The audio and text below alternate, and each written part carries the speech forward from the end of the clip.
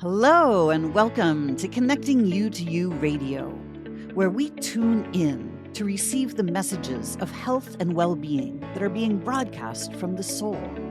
I'm your host, Lisa Warner, author of The Simplicity of Self Healing.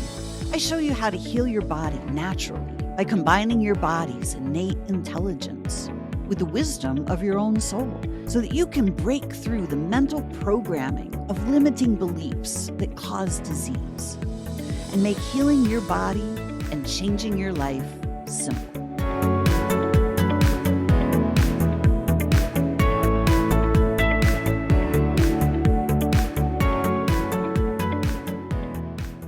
Hello and welcome, everyone. Welcome to another Conversations in Consciousness with Lisa and Keith. I am Lisa Warner. I'm Keith Leon S. Thanks for joining us. Oh boy.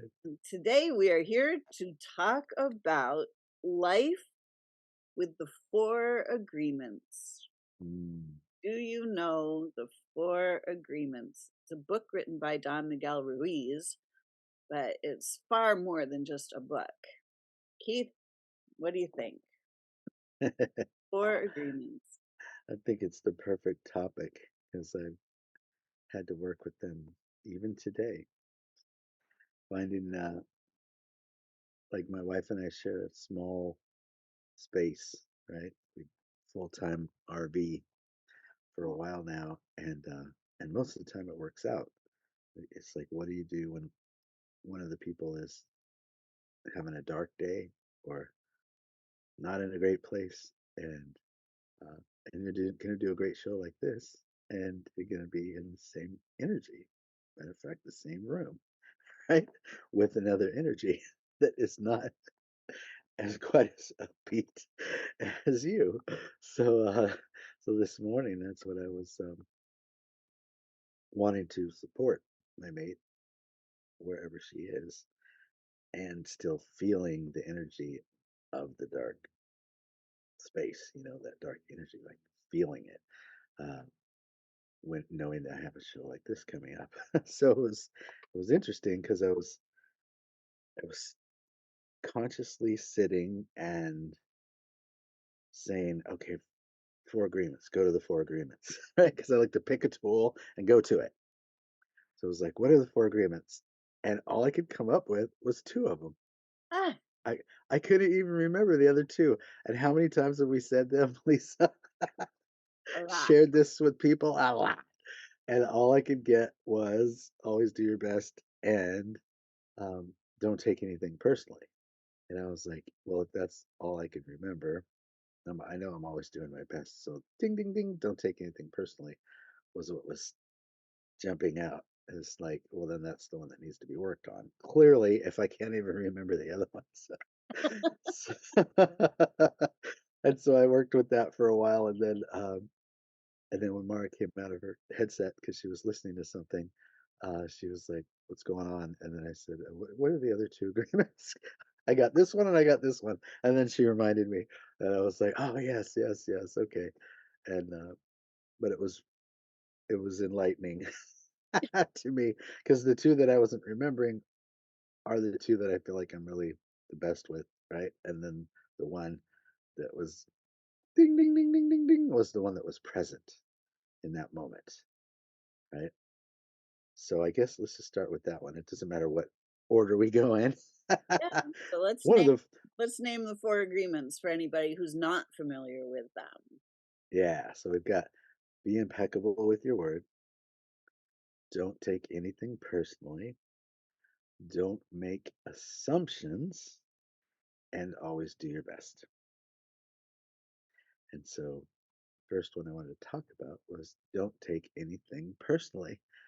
And this is a running thing in my relationship with my wife because I had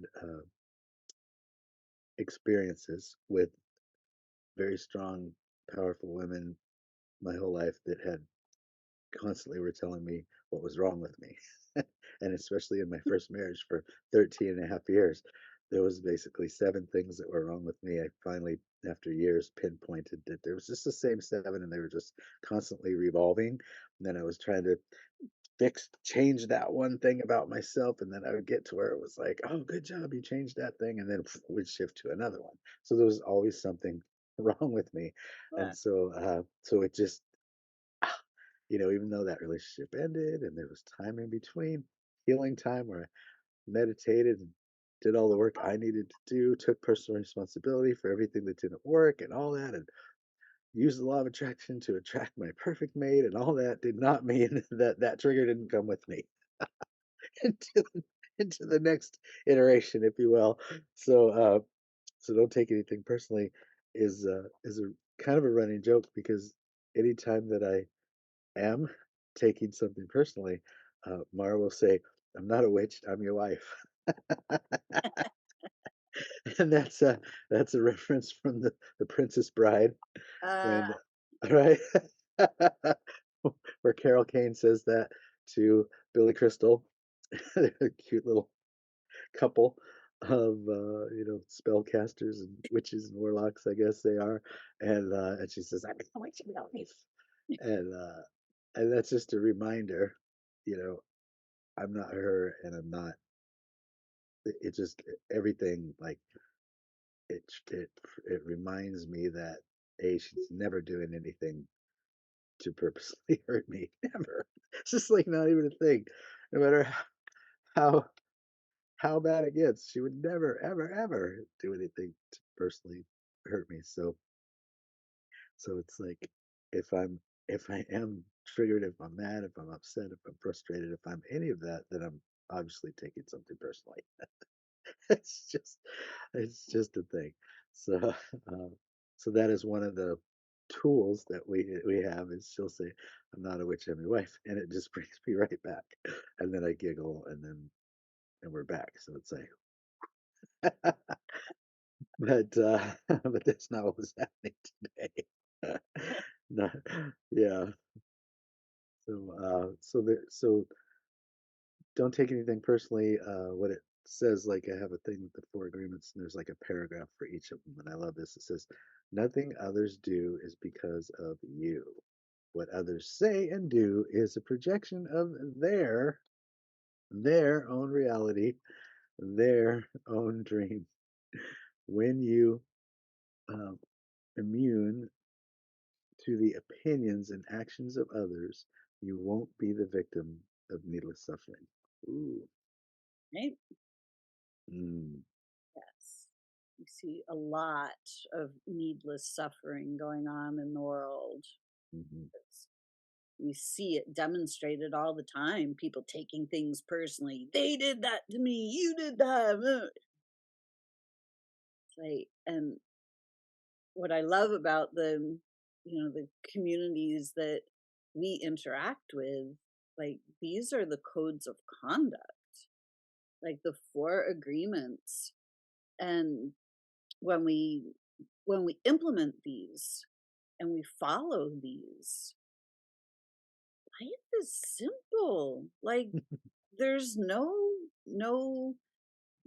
judgment, no criticism, no finger pointing, no blaming, no shaming. It's just beautiful. Hey, Mhm. we realize that we are all created from love. Love is who and what we are at our core. And when when we're being shamed and blamed by our parents and the people who are supposed to be loving us when we're little kids, and we're being scolded and it's like what. Like, Yeah. start to lose confidence in love itself because we're not seeing that demonstrated on a daily basis always. Mm, that's true. Yeah, I think the meanest family member I had to me was my grandfather. And when it was weird because my grandmother was the opposite. She was like, she knew I was living with my mom, who was like manic depressive, barely even got out of the bed, super depressed, and my sister was a mess, and she's like, "Oh, you know."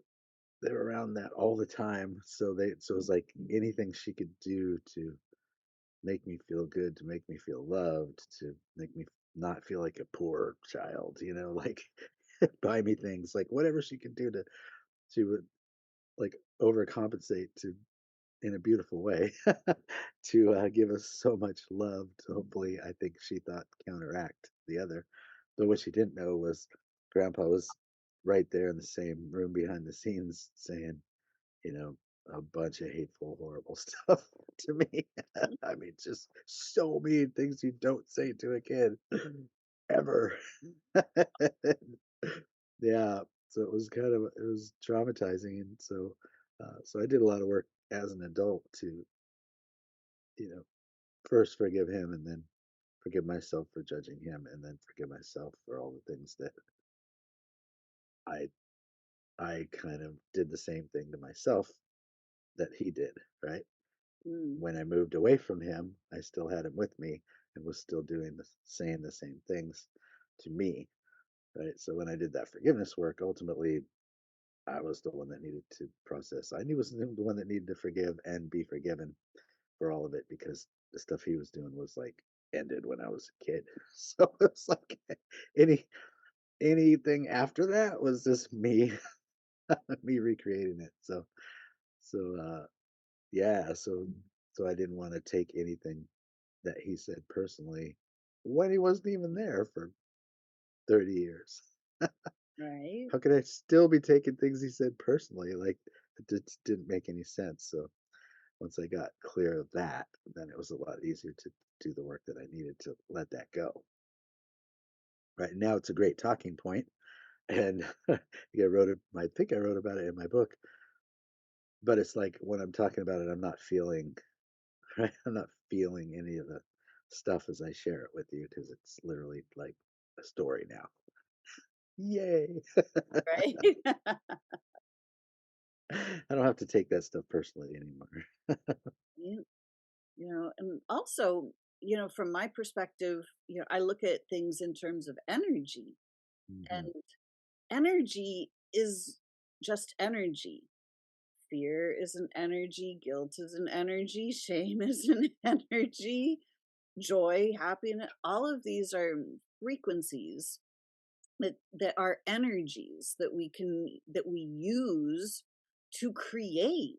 Like, we are creator beings, and energy is just energy. It's not personal until we make it personal.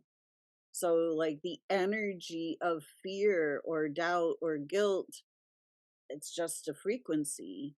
But as soon as we say that it's mine, I am that, or you are that, Mm-hmm. then we're making it personal. Yeah. And, if we're in an energy that we don't enjoy, some negative low frequency energy, we want to clear that out. Mm-hmm. And it's really easy to clear out energy unless we've made it personal, you know? I'm a terrible person. It's really hard to get rid of that. Like, as soon as we make it about ourselves, or you did this thing to me, we're making it personal, and it's very, very sticky and gooey and very, very difficult to get rid of. But as Yeah. soon as we see that, oh, there's an energy here that doesn't belong here, because we're love, that is who and what we are. And as soon as some low vibe frequency comes in, it doesn't belong to any of us. These low vibe frequencies need to be cleared out. They are the wobbles that have been created in this reality, these distortions. And as soon as we can realize that these are energies, and we have full command over all energies, but we have to be in that place of neutrality without taking the energies personally. I'm holding on to them. Like I like to look like in the quantum field, energies pass through. Energy just has the ability to just pass on through. So any energy anybody threw at us, we just went like, ah, it would have. passed on through. It's when we choose to hold on to the energy and then store the energy. Exactly. Stored energy is what we call sick, right? Or dis-ease. Any of that for me, that it's like feels like stored negative energy of some sort. And then depending on what energy it is, it shows up as different things. And I think that's been your experience, right? Because I remember when you were, you know, not feeling so great, you the questions you asked yourself helped you realize the place that you were out of balance, the places where you're stressed, the places where you had dark energy that was stuck that you were holding on to, right? And you getting clear on what those were and doing the tools that you did then released that energy no longer in your body. So therefore, no more disease, right? On Mm. a quantum field, it just seems so simple, Yeah, right? This energy, any energy has the ability to just pass through unless I grab it, hold on to it, and oh, even worse, store it. exactly. What we embody, we experience. So it's life is meant to be simple. Like, it's not meant to be so complicated and harsh and such a struggle. It's just because we have fallen out of the frequency of love. We have forgotten that we are grand creator beings Mm, made of love. So, living by the four agreements really helps us to come back into alignment with that, the truth of who we are, mm, mhm. And when we remember that, we probably won't take anything personally. right? Just be like, oh, they must really be having a bad day, or whew, what must they have gone through in their life to be that venomous? Right? Oh, let's just send them love right now. Right? Exactly. Just so many responses. I remember teaching Mara, like one time her parent was saying a bunch of just kind of mean things. She was like, "Well," and I said, "He's just loving you right now." She's like, "What?" I said, "He's loving you the best way he knows how right now. Listen to what's underneath what he's saying." And then she did that. She was like, "Oh my God!" By the time she hung up, I see it. I see it. I see it. And it was easier for her to be on the phone with him after that because she realized he was just loving her, and it didn't sound like it, but Hmm. it was true. Yeah. So that's a good one. Don't take anything personally. It's always someone else's stuff, someone else's story. They're projecting it on us. And again, we can just go, wow. Oh, oh, honey. That's what Mark says. Oh, honey, that I just love and I do in my head sometimes when people are just like, just like, oh, honey, in my head. Some tools are just two words. Oh, honey, and then that just brings me back to, wow, wow, I just need to just listen with love and not take any of this personally. That's the best thing I can do right now. And that goes hand in hand with the never make assumptions. It's like when we just simply assume people are saying something, just like that example. Like, oh, I did the same thing with my mom.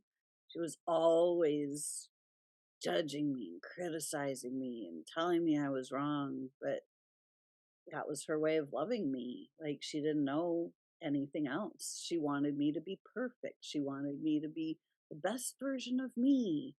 And, I kept falling short of the best version of me, apparently, in her eyes. But that was her trying to love me. Yeah, yeah. Uh, well, in Four Agreements, it says, don't make assumptions, find the courage to ask questions and to express what you really want. Communicate with others as clearly as you can to avoid misunderstandings. Ooh, that's good. Uh, with just this one agreement, you can completely transform your life. Right? I love that. It's so true. Is it? Exactly. And it kind of that one kind of reminds me of the work of Byron Katie because it's like anything someone says to you, you say, "Someone said this to me," and she'll just say, "Is that true?" You know, can you absolutely know that that's true? That thing you're thinking about yourself or that thing that they said. And so don't make assumptions. Is that true? Those two running hand in hand with me. Um, and yeah, it's like anytime that I am not clear, this is what they're asking for because they were so clear that I just know. Uh, it's so beneficial for me to say, I'm not sure I'm clear. Right? what it, can you put it another way so that I get it? I'm a little slow today, or whatever, depending on who I'm with, right? I might make it funny so that they don't take it personal, right? But with the clearer I am, then the better I can serve whatever they're asking me to do, right? If I get a muddy question and I just take it, I'm gonna give a muddy product or a muddy answer, and because it's just a mirror, right? So don't make assumptions. It's a good one. Exactly. And we've never really been taught to question any, to ask questions. From school, you're not supposed to question the teacher. You can't ask a question. Like, and if you ask a question, then you're at risk of, oh, you're so stupid. You don't know. Like all of this feedback from Or class, square, right? teacher's pet. Yeah. Right? Yeah. So we're not really taught how to ask effective questions. And, Mm, if we're not asking questions, then we do have to make assumptions. Like, mhm. you know, how That's many true. times in school did this teacher ask some completely irrelevant question and you had no idea what it meant and you couldn't question it and you just had to provide an answer, so you had to assume what they were asking, and then you would get in trouble for the wrong answer. Yeah. Wow. I just till you said that I hadn't really thought about like I I see in my mind all the time kids with their hands up or they're saying any questions. But like you said, if it's not what they deem as an intelligent question, one of the probably the only three they expect to come at them, right? One, two, or three.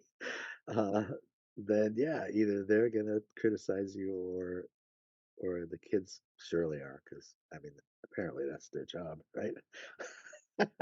Other kids to torture you and tease you. At least at my school. I don't miss that at all. I gotta tell you. Boy, I hated school. Me too. Me too. I am not someone who wants to be controlled, so that was a problem. Day one. It was really, really clear before day one that that was where we went to get programmed. And I was not up for the task. I mean, I did it, and I did well at it, but it definitely just started destroying my soul from Yeah, day one. yeah. I started to lose all of my joy of living. I Mm, knew that I was supposed to be out in nature, learning from nature, and that I mm, could literally learn everything I needed to learn out in mm, nature. mm. But that wasn't what was gonna happen, so Not what's happening. just, started to destroy my soul until finally it destroyed my body, it destroyed just was destroying my mind, my body, my soul, and I had to put a stop to it at some point and start reclaiming the truth of who I was. Mm. Yeah, it's amazing that we still have the same system that was borrowed from another country who created that system to train soldiers and industrial workers. And That was it. Trained soldiers, industrial workers. And there's not really industrial workers anymore. And Mm. yeah, and soldiers of what? Right? So it's Still like plenty of things hanging around. why we're still using that system that's Yeah, so militant and so lacking of freedom of any expression whatsoever. Um, exactly. You can't control free thinkers. You can't control beings of love and light who are grand creators. So you have to make sure that they have no awareness of their power and the right. beauty and joy that they actually have the ability to create. Yeah. Well, in my day we were called daydreamers and not able to focus and a bunch of other diagnoses from our teachers. Mhm. And then by the time my child was in school, then they were labeling it ADD, then there was ADHD, and then there's, and it's like, no, it's called bored Mhm. because my child is already smarter than the teacher that's standing in front of him. And so it's hard for him to focus because there's no new information coming, nothing to challenge him, nothing that it supports freedom of expression or uh, any of the beautiful talents that he has. Can you imagine how bad it was when they literally called me to the office and suggested that I got him on medication? Can you imagine how that went for them? or Yeah, when or when teachers called me in to tell me that my son was failing their class, how that went? Who's failing who? yeah. Right? His grade is a reflection of your teaching. Wow, they were just like triggered. Right. So why are we learning all this irrelevant information? Yeah, Information is not education. The right. ability to live life and create and Yeah. be happy and live in harmony with all of creation. That's where it's at. Like, The, the question I got in trouble for asking the most was where in the real world is any of this going to do me any good? right. How does this apply in the real world? What you're teaching me right now, right? This history, like, first of all, don't care. Right? Second of all, how is it gonna how is that gonna serve me in any way moving forward to learn this stuff? Numbers 16, 12, blah blah happened. Did it? Did it though? Right? Because it seemed to me like even the things that they were teaching had an agenda and was a form of brainwashing. And I guess that's maybe where we're a little different. Or how many of you that are listening to this are like us, were like us growing up? Did you just take everything like it's in a book and they told me it's true, it must be true? My life probably would have been so much easier if that's how I was. But it wasn't. Like I was like question everything because nothing felt true that was being taught to me in school other than like art, drama, PE. When I started playing tennis, I was like, this is something that could serve me, right? And because I was really good at it, this might end up serving me in the real life. There was so few things that it was like I was even willing to take tennis at that point.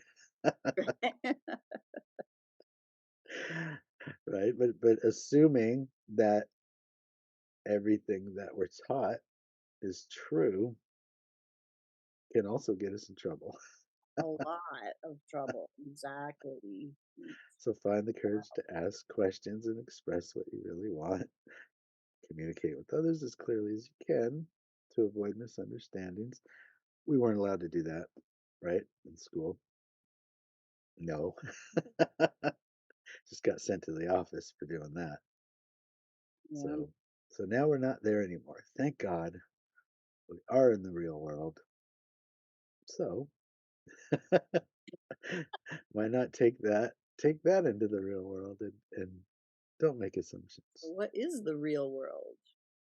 the one that I we could say create. that we live in a false matrix society that is completely artificially generated.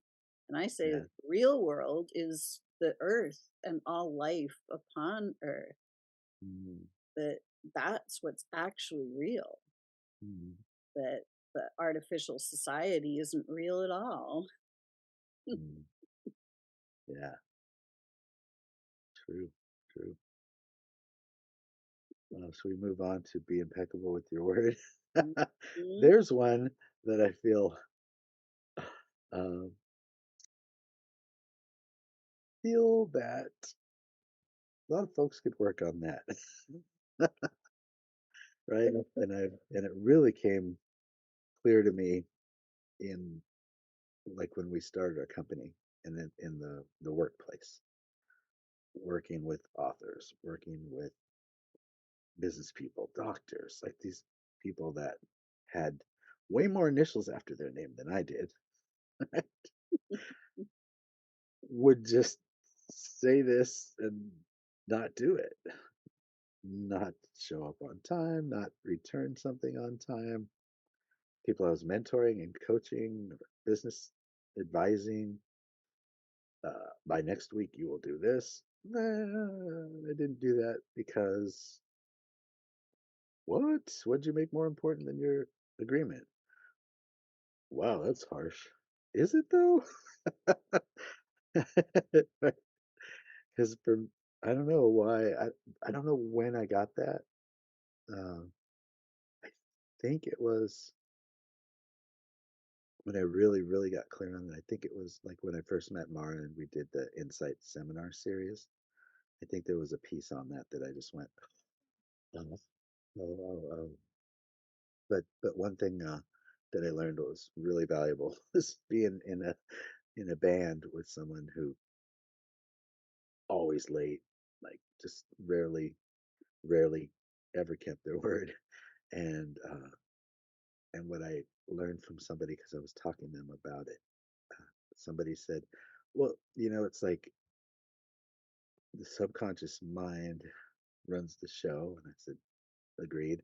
And they said, "So if you say things and don't do them long enough, then even when you say, 'I will do this,' and you mean it and you really want to keep that agreement, your subconscious mind will go, yeah, right, sure. And will like make you forget, make you screw that up. So you only get so many not being impeccable with your words to where you don't even believe yourself.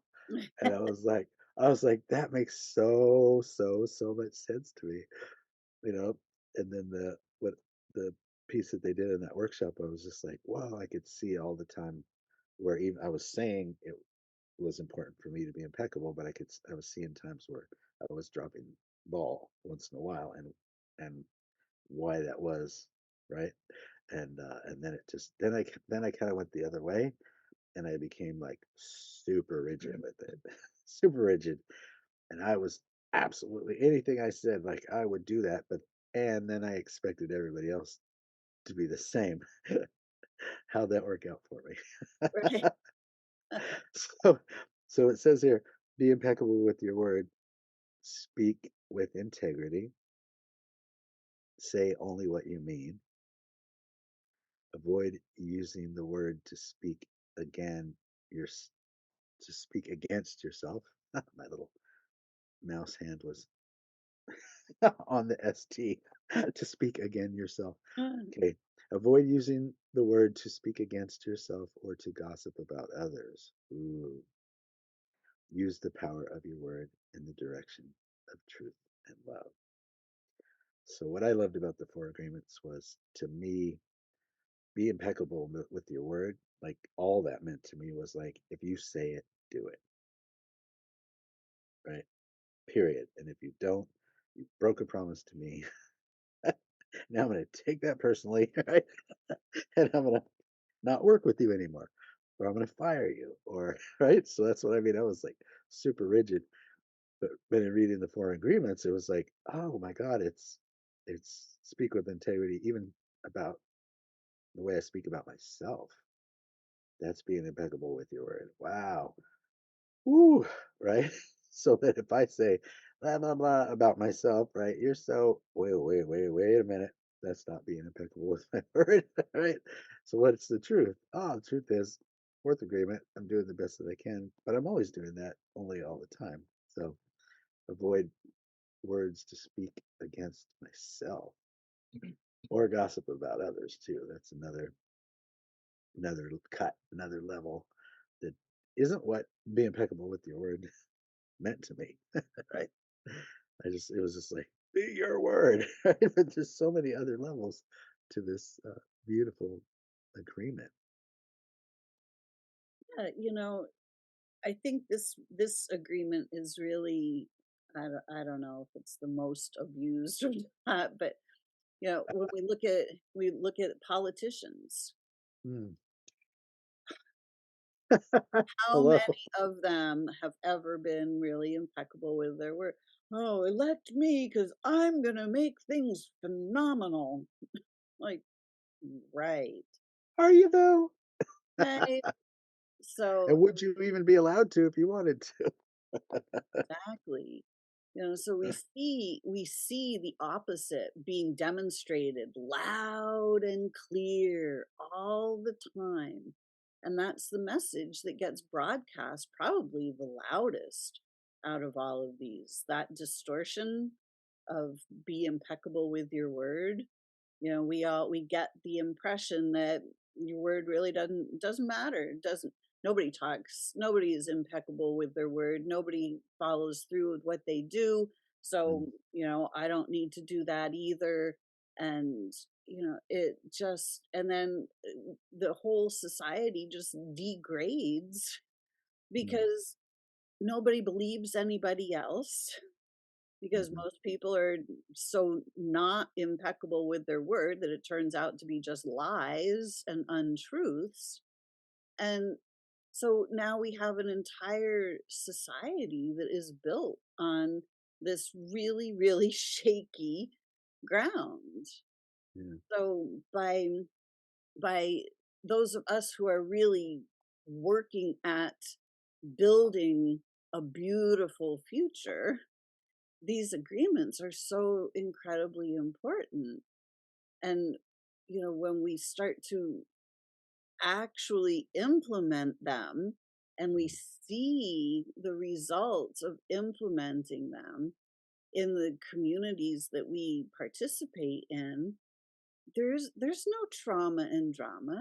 There's no finger pointing. There's no mhm, shaming and blaming. And there's just love and support. mhm, And this is so needed in society to be able to be impeccable with our word, to be able to not make assumptions, to be mhm, able to treat each other with dignity and honor and respect. mhm. I love this conversation topic. And because so few people are being impeccable with their word, when you are, it stands out. Mhm. Like it really stands out. I time is another another thing, right? So Mm, I'd have business calls all day long, right, for the publishing business, and I would call businessmen, and we had a call at 11. I would sit there with the phone in my hand. Second it turned 11, I would hit call, and I can't tell you like how many times it was like, and we're off to a good start already, the person on the other end would say. And there I go, you like you an on time person? God, yes. Early's actually on time. I said, I was standing here with the phone in my hand for 10 minutes waiting to call you. And they're just like, yes, we're gonna get along great. So it's like it really stands out.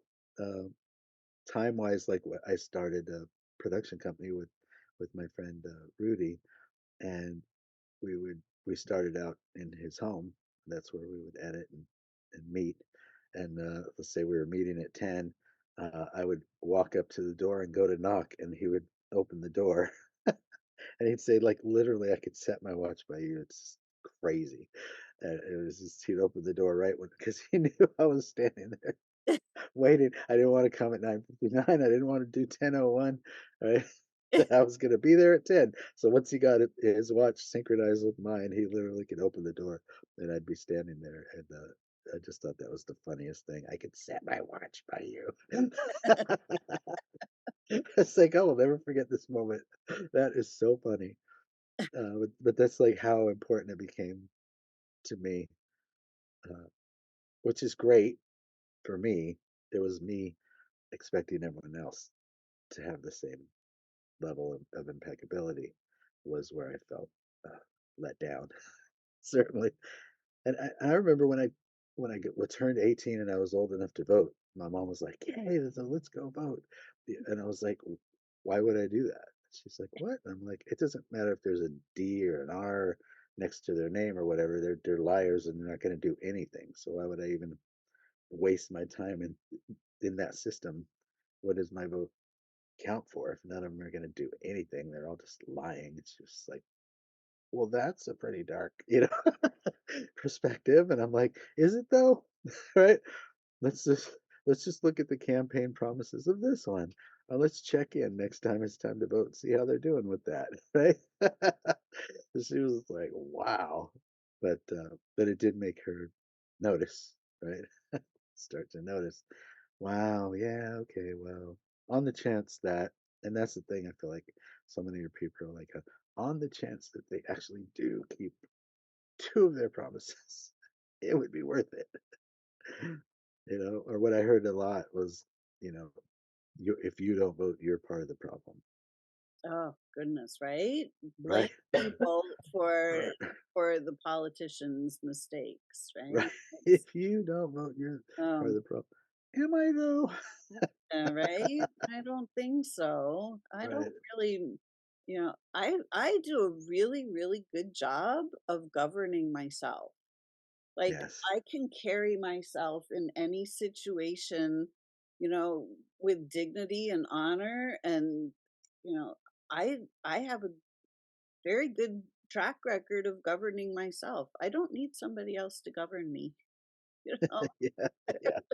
It's when I grew up having somebody governing me all the time, things were not going all that well, just in my own Yeah. household with Right. my mother governing me all the time.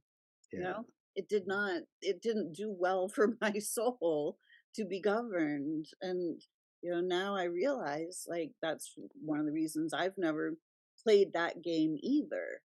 Is Yeah. I don't want to vote for somebody to govern me. I don't want somebody to govern me.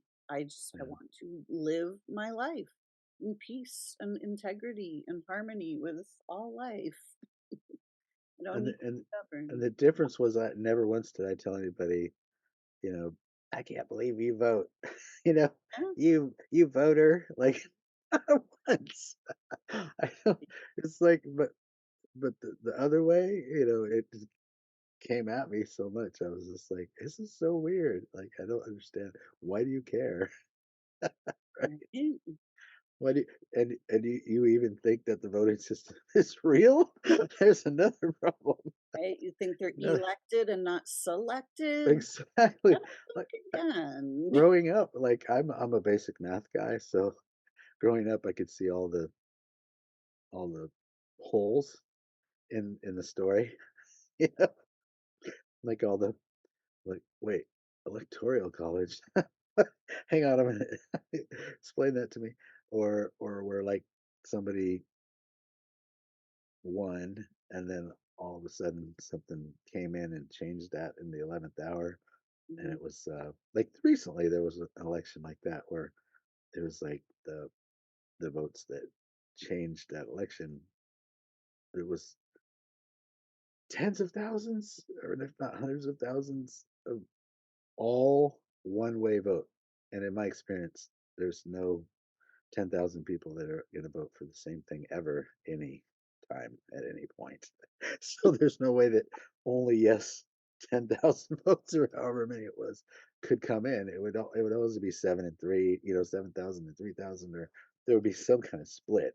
No, there's no there's no 10 people that are going to agree on one thing. Not even 10. You can just break it down to 10.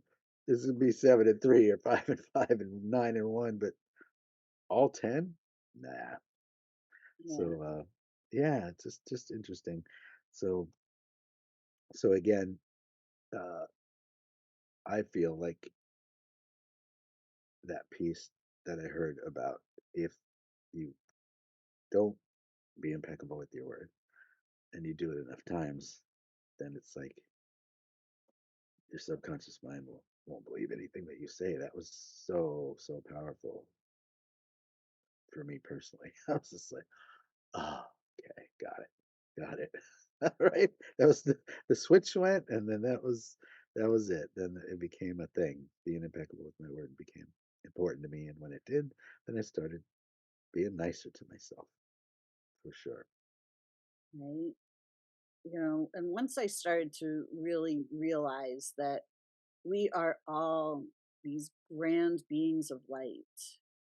We are we are created in the image and likeness of God source creator, and which means that we are created from love. And when we start to treat ourselves as grand beings of light, and we start to recognize what has happened to us with our, the consciousness has fallen, everything has been so distorted that we've all had this state of amnesia, which I could see when I was 2 years old. I don't know why I got that gift, but I was able to see that. And once I realized that, wait a second, that, this isn't supposed to be like this at all. Once I started to realize, if I treat myself as a grand being of light, and I start treating other people as grand beings of light as well, and I start being impeccable with that word, which is through the lens of love, through the lens of we are grand beings of light, things change. This is why we have these wings in the background of our Zoom here, because we're here to remind each other who and what we truly are, and the powers that we have to create a beautiful planet and a spectacular future for ourselves. But we have to start to realize that, we can't continue down the path of destruction and have it work out well. So, in order to start, raising the game back up, we have to have some guidelines Mm, and some codes of conduct. mhm, And these four agreements are spectacular codes of conduct. mhm. Yeah. So the fourth one is always do your best, and that's where I feel like what you were just sharing leads to, like directly to. Um, your best is going to change from moment to moment. It will be different when you're tired as when you're well rested, right? Under any circumstance, simply do your best and you will avoid self judgment, self abuse, and regret. I love that. And in essence, we are always doing our best, Mhm. no matter what we're doing. And that's the one piece some people would be like, "What are you talking about?" So even when you're acting like a fool, right? Or snippy or whatever, in that moment you are doing your best. And should you catch it and go, oh, I don't want to be like that. Okay, and make a shift, fantastic. Then that's you doing your best in that moment because you realize that's a way that you'd rather be. But I think even when we're acting up, right? Right? Even I think my grandpa being hateful to me, I think that was the best he had. And if that was, what must he have gone through in his life to be so venomous to me? Like I had to be worse, right? Had to be worse for him. And so I have to have compassion for that, you know? Oh, honey, as my wife would say, right? Like, what would he have had to go through Yeah. to treat a child like that? Like, he's doing the best that he had, and I feel like if he had another way, he would have done another way, and he did. You know, once in a while, he'd like I said, poor kid, right? So he once in a while he'd give me a silver dollar, or grandma would give me a silver dollar, but he'd want to best that and give me a 10 or something, right? So it's like once in a while he'd have this moment where he would, like, the inner child or the I want to do good, little boy would show up for a second, and then it would just be like, okay, there is good in him, right? He's okay. All right.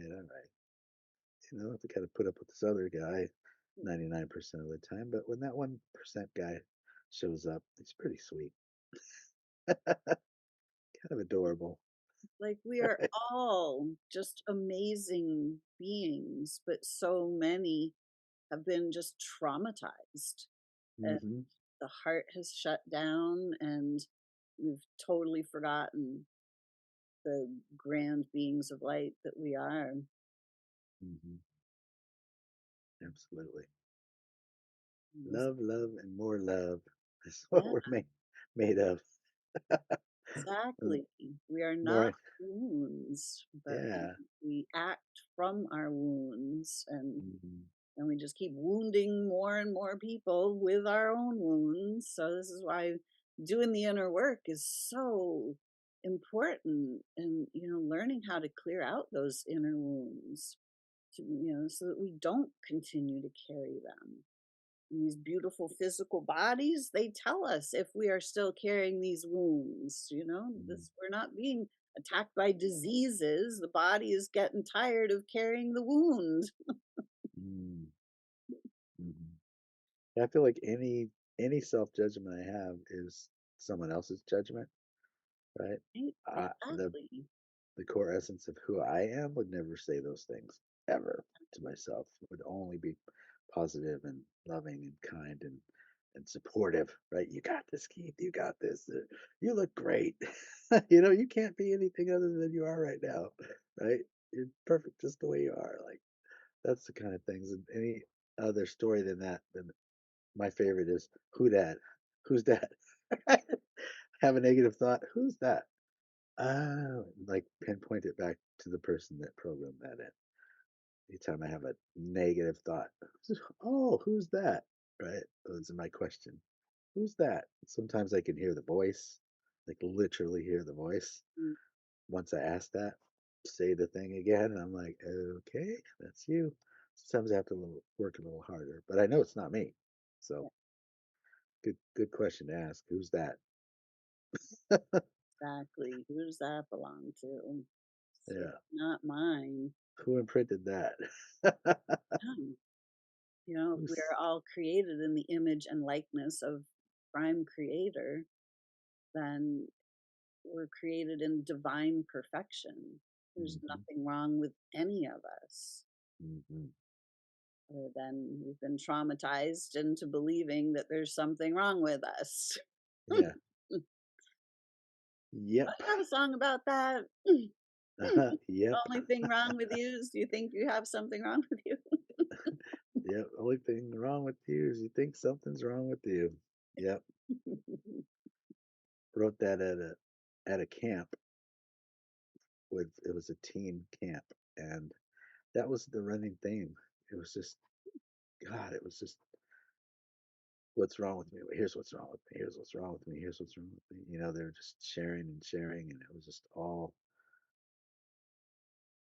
them sharing like how people told them things were wrong with them, or they literally thought things were wrong with them. A lot of that going on, and self judgment, and I was just like, oh man. So I just went and wrote that song, and then sang it, and then recorded it and put it up, and then uh, on YouTube, and then invited all the kids to subscribe, right? And just play anytime that they're just like, I love that song. And it was like, okay, well, then let me make a video and put it up. And it's like pictures of all of them at the camp, right? So it was a tool for them that any moment that they felt like there was something wrong with them, go watch that video. And Ah, well, is that still on YouTube? yeah, it sure is. Awesome. So we will put the link to that video in the show notes for this. So if you want to go see Keith's video of Yeah, that song, it's which is called You're a really good Perfect. one. You're perfect. Yes. Yeah. It's an amazing song. So please click that link and go listen to Keith's You're Perfect, because we are all these grand beings of light. We are all created in divine perfection. There is nothing wrong with any of us at any time unless we believe that there is. Mm-hmm. So it's our job to stop believing those lies. They're not true. Nope. Beautiful. So the 4 agreements: take nothing personally, never make assumptions, be impeccable with your word, and always do your best. So if you use those as your codes of conduct, how you carry yourself in the world, you will help to make the world and your life much better. Mm-hmm. Yeah, grab that book. And I'm Miguel Ruiz. And remember that healing happens. Healing happens. That's right. Make sure you go to the insideeffects.com and watch this beautiful documentary. It is now an award-winning documentary. Congratulations to Keith and Theo, the editor, for their Yeah. awards on this movie, and I'm sure there will be more, because this is a really groundbreaking documentary. Yeah. Thank you for including me in that. Mm-hmm. Mm-hmm. Well, thank you for all of you for watching this, for joining us, and we will see you next time. On Conversations and Conversations in Conversations in Consciousness. Consciousness. Wouldn't you thank you? Yes.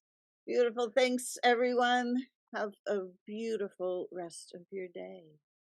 Till next time. Bye for now. Thanks for listening to this episode of Connecting You to You Radio. If you've enjoyed this podcast, please subscribe and share it with your friends. Are you ready to discover more about how simple healing your body can actually be when you do it from the higher wisdom of your soul? To learn more about what I do and how you can work with me, visit connectingyoutoyou.com and get on my mailing list to be the first to know about my latest offerings. If you'd like to interact with me on Facebook, please join my group, Soul Sourced Healing. Check the show notes below for these links and more. I hope to see you again next time on Connecting You to You Radio.